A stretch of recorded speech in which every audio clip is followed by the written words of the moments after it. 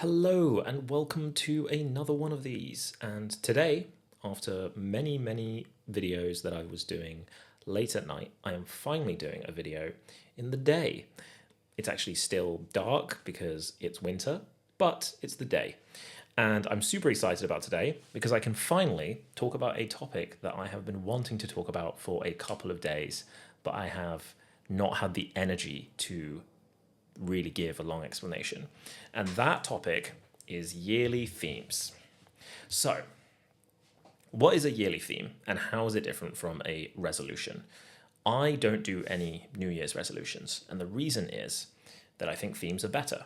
So, the difference is you cannot fail a yearly theme. And I think this is a really important concept because it really distinguishes what could sound like two very similar ideas, yearly themes and New Year's resolutions. But the point of a yearly theme is to change your mode of being. It's to nudge your behavior throughout the year. And it's not about specific goals. It's actually the complete antithesis to something like a SMART goal. It's not structured or actionable or measurable or whatever.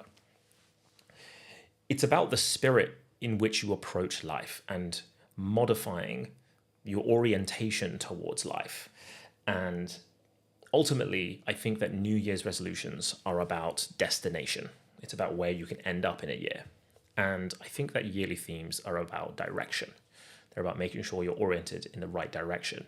And it's not about how far you go in that direction. It's about being oriented towards the direction that you want to be oriented towards. So, what is a yearly theme? You could do anything as a theme, but the point of the theme is to nudge your behavior in the right direction. So an easy example would be the year of health. The year of health could look like, if it was a New Year's resolution, I'm going to hit the gym 3 times a week, I'm going to run a marathon, I'm going to eat healthy, I'm going to get my 5 a day of fruit and veg. These are all things that you can fail. And so they aren't a yearly theme. The yearly theme would be the year of health. I would like to consider my health in all areas of my life when I'm going about the entirety of my life. It's about changing the way you approach life with the theme of health in mind.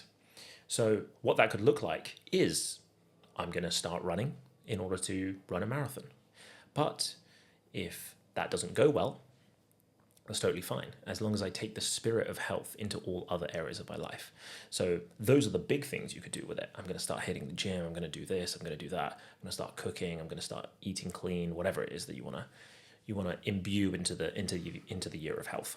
However, you can also do something like when a waiter asks you, "Would you like a drink with that?" You can say, "I'm okay. I'll just have water." Or instead of choosing a soda, you could choose an orange juice. They kind of have the same amount of sugar in them, but I think one is healthier than the other. But just the slight modification of your decision making is being guided by your theme. When someone asks you a question that feels arbitrary, you have a default mode of operating that's in the back of your mind. Hey, would you like a soda or would you like some water? If it's the year of health and you think that water is healthier, you would pick water. But if it was the year of novelty, for example, you might pick the soda because it's a cool, interesting soda. And the year of novelty is about increasing the amount of novelty in your life, and the approach towards life, towards novelty, is modified. So that's the power of the year of yearly themes. They really can change the way you operate throughout life and what you are more open to and what you are more closed off to. And I think that the great thing about this is that they scale across levels of ambition. So in periods where you're really ready to go for it, you can scale up what year of health means to you. And when you are just barely just trying to get by, year of health could just mean getting out of bed or wiggling your toes so you do some light movement, or just stretching in your bed if you're ill. And all of that can be part of the yearly theme. The main thing about yearly themes is that they are about changing your disposition towards life for that year. And what I've found is that over time, throughout the year, that disposition becomes second nature to you, and then it becomes your nature. And that means that every year you have the opportunity to improve your disposition towards life. And I think that is one of the most powerful things that you can do ever, because it takes no energy to have a disposition that is oriented towards health, or have a disposition that's oriented towards more novelty or joy or connectedness. These are all great ways to be, and having a theme that encourages you to bias towards those opportunities and options can really get you to a place that is transformative. It will truly change your life. I've found that yearly themes, which is something I've done for many years. There's a few years in there where I was super depressed and I didn't do any yearly themes. But outside of that, I've been doing it for I would say close to 10 years. And they've really changed my life. I think in future videos, I'm going to talk about some of my favorite yearly themes and how they changed my life. But the example of the Year of Health is one that I did, and it did change my life, but not in the ways that I thought, because I started the Year of Health thinking, as part of this year, I'm going to go to the gym and I'm going to run a marathon. But neither of those things happened, because I discovered that I had some chronic health conditions. I had a serious health scare, and the ongoing treatment took over a year. And so it spilled into the next year. The Year of Health became the catalyst in order for me to really focus and orient my life towards caring about this thing that was an underlying problem that could have become a huge problem if I continued to ignore it. But because of the Year of Health, instead of having a goal of running a marathon, I could put the entire goal of running a marathon or going to the gym, whatever, immediately on pause. Barely even started any of that. And I could continue to pursue health in the way that was the most sensible for me. But ultimately, what that year taught me is that my disposition towards health had completely changed. It became something that was a lot more second nature and innate to me, rather than something that I thought of as a periphery concern. So that's what a yearly theme is, why I do them, and why I think they are incredible for people to do.